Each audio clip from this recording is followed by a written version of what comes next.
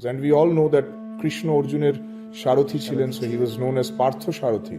শাস্ত্রে আমরা শুনেছি মন থেকেই খারাপ চিন্তা, মন থেকেই ভালো চিন্তা। যদি মনটা কন্ট্রোলে এসে যায়, মনটাকে ঠিক করে দেওয়া যায়, তার তো সমস্যা নেই, কিন্তু মনটাকে তো কন্ট্রোল করা যায় না। এটাই তো অর্জুন বলেছিল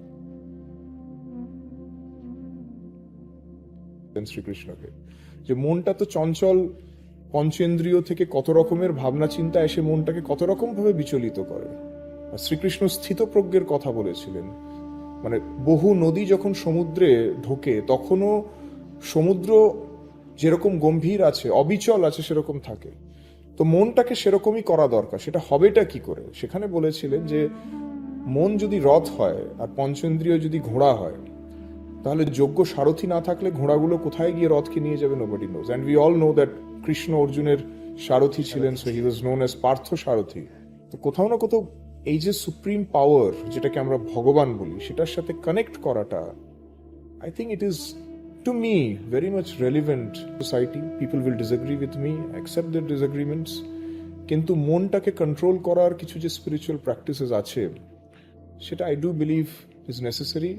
আর আমি যখন সুযোগ পাই আমি কিন্তু এগুলো নিয়ে বলি। কিন্তু কিন্তু কে শুনছে স্যার সেটা?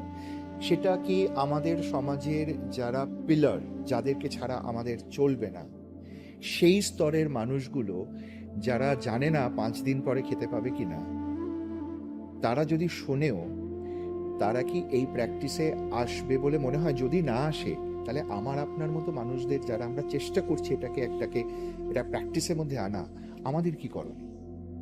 দেখুন, আমার মনে হয় আমাদের করণীয় এটাই যে we should give our best, try করা।